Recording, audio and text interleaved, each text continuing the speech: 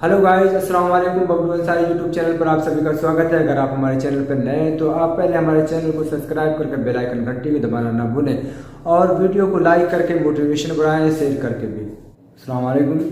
मैं ये मोदी सरकार से सीधे से दो सवाल करना चाहता हूँ कि इस लॉकडाउन में शराब की दुकानें खोलने की छूट दे दी गई और सभी धर्म स्थल पर ऑब्जेक्शन क्यों? मंदिर, मस्जिद, यहाँ तक के गुरुद्वारे और कॉलेजेस पर ऑब्जेक्शन, उन पे बैन लगे हुए हैं। और क्या इससे कौन सा नुकसान मोदी सरकार को हो रहा था?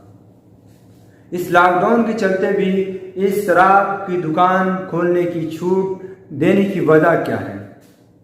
क्या इससे बहुत बड़ा इनकम प्रॉफिट हुकूमत को हो रही है, मोदी सरकार को हो रही है? क्या इससे कौन सा नुकसान हो रहा था? इनको अब अगर इंसान एक जगह फंसा हुआ है, वो अपने बीवी या बच्चों को छोड़कर अगर वो अपनी जगह से अपने घर तक जाना चाहता है तो उसके लिए कई तरह के उसके टेस्ट होते हैं। टेस्ट होने के बावजूद भी उसे परमिशन नहीं दी जाती है कि वो यूपी से एमपी पहुंच सके या मुंबई से यूपी में आ सके। लेकिन इन्होंने शराब की परमिशन दे दी, शराब की दुकानें खोलने की छूट क्यों दे दी? इनको कौन सा प्रॉफिट हो रहा था? ये सवाल यहाँ खड़ा होता है। वो गोदी मीडिया जो कुछ दिन पहले ही अभी तक ही यहाँ तक कि ये मरकज को कोरोना फैलाने का अड्डा यानी मौलाना साद साहब को कोरोना फैलाने का लीडर बताया था। अब मैं पूछना चाहता हूँ उस गोदी मीडिया को, वो समाज में नफरत फैलाने वाली गोदी मीडिया से ये सवाल मैं करना चाहता हूँ कि अब इसकी जिम्मेदार कौन होगा? अब कौन फैला रहा है कोरोना? कौन कर रहा है देश को बर्बाद? अब तक कि क्यों है गोदी मीडिया खामोश? मैं कहना चाहता हूं अपनी हुकूमत से भी, क्या इस शराब से कौन सी हमारी हुकूमत को नुकसान हो रहा था? जो कल तक के इन शराबियों से, इन बेवड़ों से हमारे उनके घरे बर्बाद हो रहे थे, आज तुमने इन शराबियों के हवाले ये वतन कर दिया। ये देश को बर्बाद होने से कौन अब रोकेगा? क्या कोरोना अब रुक जाएगा या देश के अंदर क्या कोरोना का सफाया हो गया? क्या देश में कोरोना नहीं है? अगर कोई अगर दाढ़ी टोपी वाला अगर इस लॉकडाउन में अपने परिवार के साथ एक जगह से दूसरी जगह जा रहा है, कोई इमरजेंसी, कोई जरूरत में, तो उसे बेइज्जत किया जाता है, उसे जलील किया जाता है कि और उसे सजा भी दिया जाता है कि वो लॉकडाउन का उल्लंघन किया। लेकिन अब मैं हुकूमत से कहना चाहता हूँ कि खुद हुकूमत लॉकडाउन का क्यों उल्लंघन करवा रही है?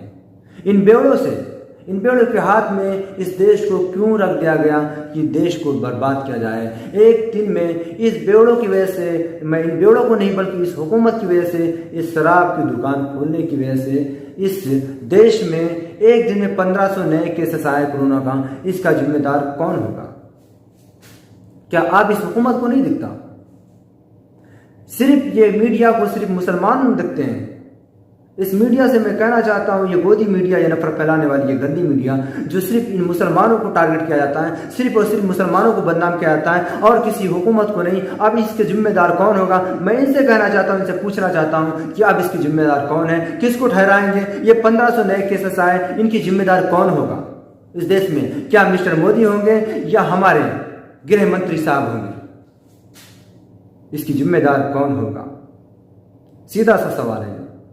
अगर लोग ये मंदिर में जाते हैं तो पूजा करके अपने रब से, अपने भगवान से पूजा करके दुआएं करते हैं, प्रार्थना करते हैं। गुरुद्वारे में जाते हैं, वहां भी आदमी पूजा करके प्रार्थना करते हैं, प्रार्थना करके रब से प्रार्थना करते हैं, दुआ करते हैं। इस कोरोना को खत्म करने के लिए मस्जिद में लोग जाते हैं, इबादत करते हैं, कुरान की तिलावतें करते हैं। ये मुकद्दस महीना है, यहाँ तक कि तरावियों पर भी बैन लगी हुई है। मुसलमान सब्र कर रहा है, फिर भी ये उन्हें बदनाम कर रहे हैं। अगर मुसलमान 5 से ज्यादा 10 लोग नमाज मस्जिद में पढ़ते हैं तो ये पुलिस प्रशासन जाकर उससे बेहुरमती करती है, बेइज्जती करती है उसकी, और उससे बदतमीजी से पेश आती है और उसके बाद उसको सजा भी देती है, उसके ऊपर केसेस भी दर्ज करती है। लेकिन अब मैं ये पुलिस प्रशासन से भी कहना चाहता हूँ कि इन दुकान की परमिशन देने वालों पर, इन आप देख रहे हैं फोटोज में, हम दिखा रहे हैं खुद सामने, आप देख लीजिए फोटो में कि इस तरह भीड़ उमड़ी हुई है। क्या इससे सोशल डिस्टेंसिंग का कोई खतरा नहीं है? क्या इससे कोई समाज को खतरा नहीं है? क्या इससे हमारे देश को खतरा नहीं है? क्या इन पे क्या कार्रवाई होगी? मैं अपनी प्रशासन से पूछना चाहता हूं, क्या इन पर आप क्या इन पर सजा इनको दोगे? जो इस तरह भीड़ें लगी हुई हैं, आप देख रहे हैं फोटो में, इस तरह जो भीड़ लगी हुई है, इन पर आप इन लोगों पर कौन सी सजा दोगे? जो आज नए मैं देखा हूं कि इन लोग दारू पीकर एक दो कहीं ना कहीं मतलब दारू पीकर और कई एक्सीडेंट हुए हैं, जो मैं यूट्यूब पर देख रहा था आज बैठा। क्या आज इनकी जिम्मेदार कौन होगी? आज तक गोदी मीडिया क्यों खामोश है? ये टीआरपी के लिए कुछ भी कर सकती है, इनको लड़ा सकती है। ये टीआरपी के लिए इस देश को नफरतों में बदल सकती है।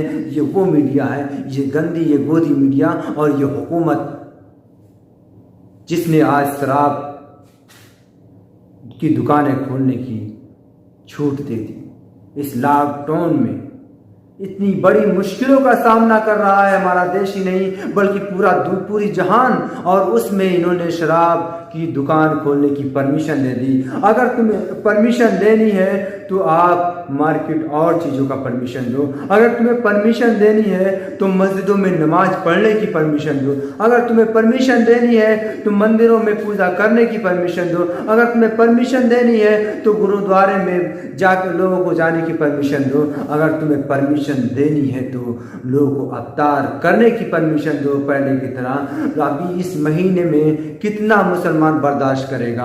और ये गोदी मीडिया, ये नफरत फैलाने वाली मीडिया बदनाम पे बदनाम किए जा रही है। मौलाना साहब को, मरकज को, मुसलमानों को किस तरह बदनाम किया गया कि मुसलमान कोरोना फैलाता है। ये कोरोना का गढ़ है, ये कोरोना का केंद्र है, कोरोना का केंद्र निजामुद्दीन को कोरोना की इस दुकानों को बंद कराया जाए। और वो पुलिस प्रशासन जो बेइज्जती से मुसलमानों के साथ आती, उनसे मैं पूछना चाहता हूँ कि इस फोटोज में दिख रहे हैं किसी पर तुमने लाठीचार्ज किया? कितने तुमने बेवड़ों को हिरासत में लिया? इस लाइनों में कितने लोगों का तुमने चेकअप कराया? आज तुम क्यों खामोश हैं?